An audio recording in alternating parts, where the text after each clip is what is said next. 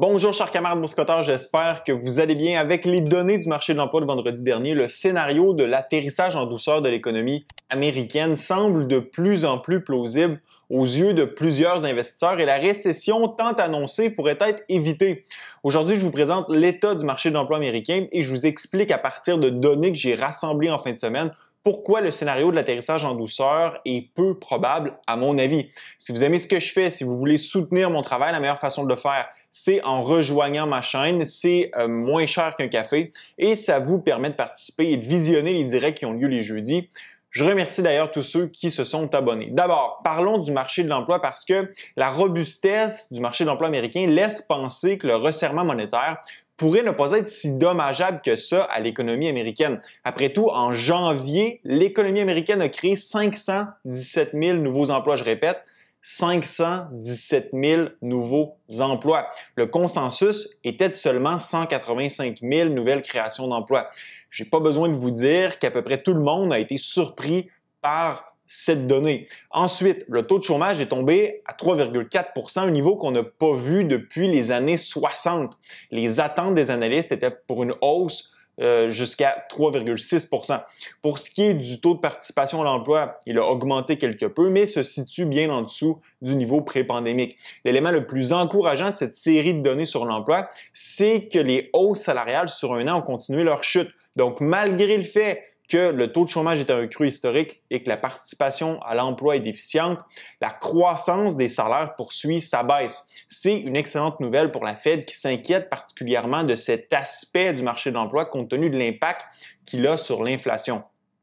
Ce que ça veut dire, c'est que la Fed, pour l'instant, va poursuivre selon les plans qu'elle avait déjà établis. Il reste une ou deux hausses de taux directeur de 25 points de base à venir et après, la Banque centrale fera vraisemblablement une pause. En fait, c'est probablement le moment rêvé pour la Fed de prendre une pause dans son resserrement monétaire. L'inflation est essentiellement vaincue et devrait poursuivre sa descente, la croissance des salaires ralentit comme on vient de le voir, le marché de l'emploi reste solide et la croissance économique tient bon, tout comme les résultats des entreprises. C'est donc une conjoncture économique parfaite pour introduire un pivot de politique monétaire.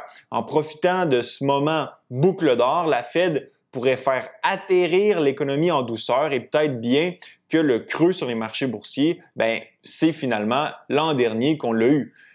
En fait, c'est ce que pensent beaucoup d'investisseurs et le rallye qu'on connaît depuis le début de l'année n'est pas étranger à ce fantasme de l'atterrissage en douceur de l'économie américaine.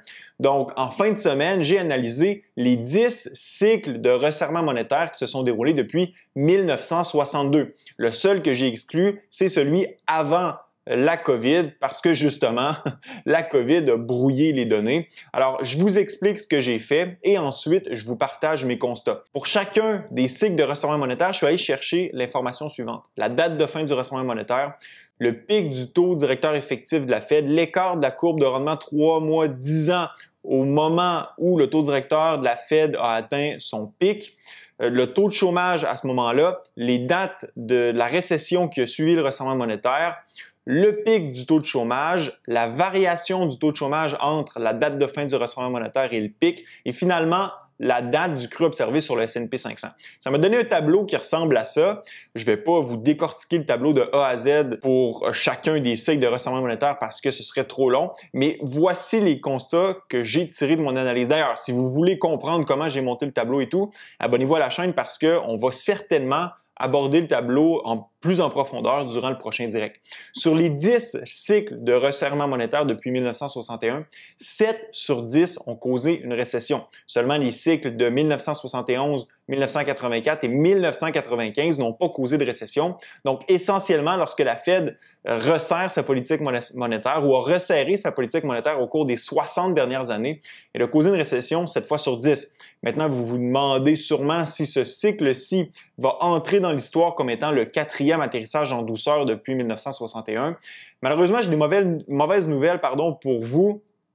À chaque fois que le cycle de resserrement monétaire a provoqué une inversion de la courbe de rendement sur les maturités 3 mois et 10 ans, l'économie est entrée en récession.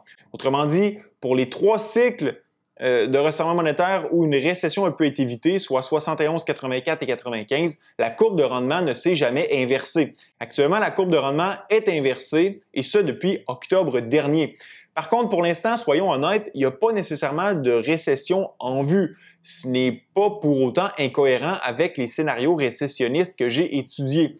Normalement, le taux directeur de la Fed atteint un sommet en pleine récession, comme en 74 ou 80, ou quelques mois avant que celle-ci commence, comme en 69, 81, 89, 2000 et 2007.